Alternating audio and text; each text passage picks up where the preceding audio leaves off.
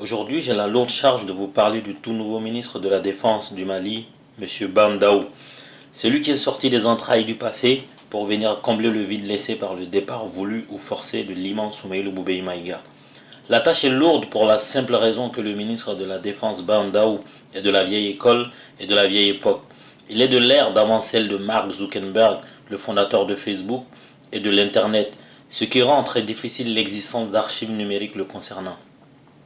Pas la peine de me demander de chercher dans les archives physiques.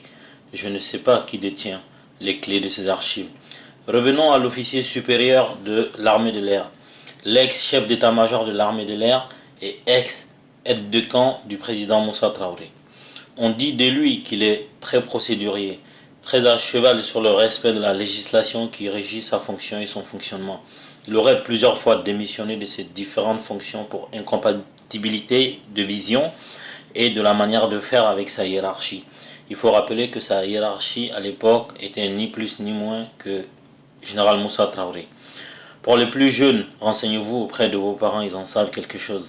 Sous GMT à l'époque, démissionné de son poste d'aide de camp sous un régime militaire qui n'était pas tendre avec les traites, relevait de l'audace et dans certains cas de la folie. Espérons que Bandaou n'est pas fou. Très rigoureux et très rustique selon ceux qui le connaissent, il n'aurait aucun goût pour le luxe et le confort ostentatoire. Ça tranche avec l'atmosphère ambiante du moment. Bon, tout ceci était le côté positif qui entoure l'homme. N'allez pas croire qu'il s'agit d'un saint.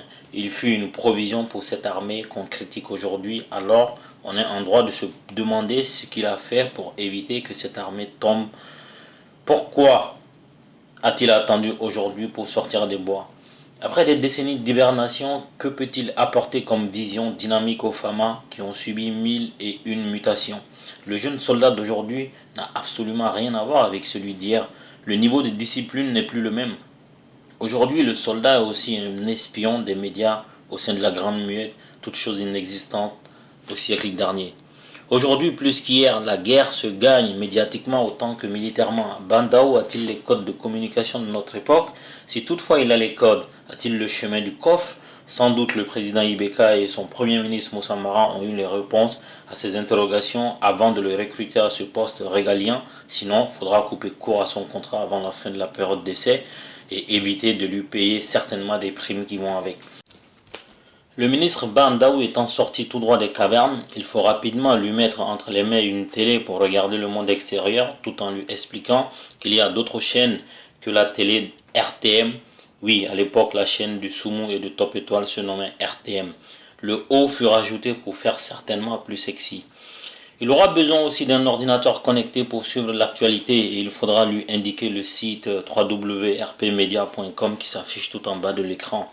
Il aura besoin d'un téléphone portable, certainement tactile, avec un forfait 3G pour échanger des SMS avec le président Ibeka, avec Moussa Mara et aussi avec Karim Keïta, le président de la commission défense du Parlement.